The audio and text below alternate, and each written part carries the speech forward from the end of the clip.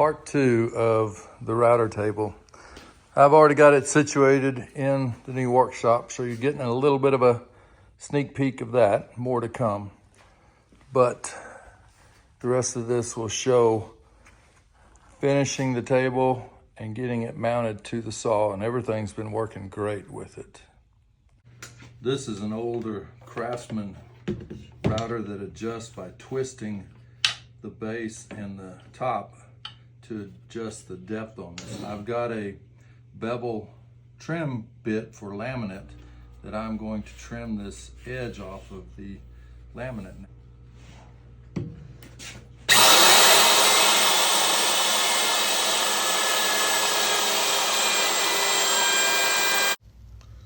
The flush trim bit is not going to work for the cutout of the plastic at the router lift because I've already got that ledge down there, and the bearing on this flush trim bit will not allow the bit to set down far enough to cut the plastic. So I've got to use this other bit that has a smaller metal nub on it that will ride against the edge and allow me to do so. That bit did exactly what it was supposed to do. As you can see, that is just barely on that cutting edge, which was all I needed to get to the laminate, and that the metal shaft ran along what I'd already cut out for the lift router kit. If you'll remember, I used to have blue tape in here so that I'd get a good smooth surface between the router lift and the table. Since I added this plastic laminate on here, not very thick, but it's enough to where that now I've got too much of a lip here. It's fine when you're pushing a board in, but then when you push it out, it's going to get hung up every time you. So I need to get that lifted up. I thought of putting in furring strips in here, but as you saw, there's not much there that I would, and even if I put an 1/8 inch in, glue it in real well, and then come back and route it down, I'm not gonna be left with much there. And what I thought about doing instead of sanding this whole top was to put a layer of epoxy, but I wasn't sure if that would be a good surface as for a durable long-term top on a router table. But I am gonna come back with epoxy in here, fill this in. It will also help fill in, strengthen this core, this plywood core in here. And I'll just need to get it leveled and tape dam around here and mix and brush in, pour in a little bit of epoxy here, enough to get a layer that I can then route to a finished height for this lift. Not necessarily too worried about this being exactly level because I will come back in and route it to finish, but I do want to get it fairly close because the epoxy will self-level as it goes out. So I have been using tabletop epoxy, the resin and the hardener, and I poured equal amounts. I save all these old containers because they work good for little epoxy jobs like this where I don't need to worry about the container. I can just throw it away afterwards. Now I'm just going to start pouring this and get a brush if I need to. Just making sure that I get enough, because obviously I will be able to route it out. Certainly not totally concerned with the bubbles in here, but I'm going to follow normal protocol. Make sure that I get a good pour and the bubbles don't detract in any way. So I'm heating these bubbles out. I've got this table loose. These are just in the slide.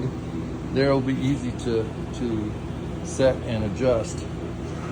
The ones on this side are not adjusting on the focusing, but they'll be a little more critical to get them lined up, and I'm probably going to bring them out a little bit, so I've got a little more to adjust.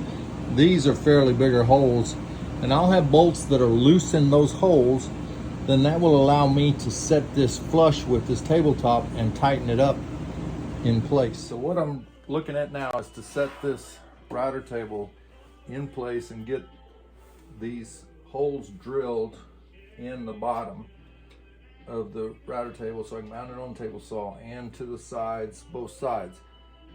Kind of hard to hold and get in place at the same time, so I have clamped these boards along either side, and I've got this one shimmed up so that when I set this in place, it is right there, and I can mark the holes and then come back and drill them. They will be drilled oversized, and that's the way it usually is on something like this, to where that you can level this and tighten it and not depend on exact placement of those holes. But by them being a little bit oversized, then you have that ability to get it fine-tuned and level. I am in the process of drilling holes in the side of this so that I can mount, and I'm doing a smaller pilot hole first to help guide the big one when it goes in. Holding a piece of wood underneath there to prevent a little bit of breakout.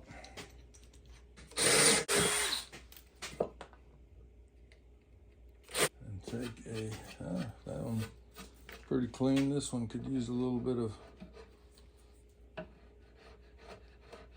cleaning. Underneath are pretty good. You can see on this one, these three are the ones that go into that end of the table saw, and where they were sitting, I needed to chisel out so that the washer and the nut would be able to fit in there. The others on that side and what I just drilled on this side have plenty of clearance just by the way they're located on the table saw. Using straight edge here to see if it's level, if it looks good. This one's good. I'm gonna tighten this one, and then I'll come back and clamp over here, because if I clamp this, it starts to lift up here, so I'm just gonna kind of split the difference. The Kreg router lift and the router are in place. You can see the switch down there for the table saw. I need to mount a similar switch right here for the router, so I need to fashion a bracket. This is the switch for the table saw. Turn it on and off. It's mounted with two bolts that sit in a T-slot here, and it's on a piece of metal that is shaped, and it's screwed in from the back. So what I'm going to do is, I've laid out a pattern on here for the one that I'm going to use to mount this one on, and it will sit down here. I've got the dash lines are where it's going to fold, and I could just hard bend those, but I am going to scribe them with the cutting wheel. And when I do that with a cutting wheel, then I'm just going to scribe it a little bit, and then it'll naturally fold right there and not bend extra, but it'll actually, I'm just going to do a little bit of just enough to get it to allow it to fold. Because if I do it too much, it'll weaken it too much. So here's the bracket. It's cut out, bent to shape. So now these bolts that are on top slide in to that T-track. I'll tighten it up and it'll hang like that. I've got the holes in here already for the box. So the switch box then will be screwed on, and once it's tightened, there won't be much play in it at all. And then I'll have a switch. Now I'm gonna paint the bracket first. So I have mounted the switch now on this bracket. Went in and painted it to make it look nice. I have tucked the cords in and around up there, and they go down to that extension cord there. But the cords are all tucked in place. So now, instead of reaching underneath, I can turn it on and turn it off right there. I can take the reducing ring off to get to the bit after I unlock with the Kreg, crank up the bit so that I can get to it. It's so much easier than what I had before. So, and then I will get back to finishing this. I'm going to put a dual track across here, and then I'll put 2 single tracks here to mount a fence on that I can move it forward and back with the dust collection. Eventually I will do dust box underneath to help collect as well.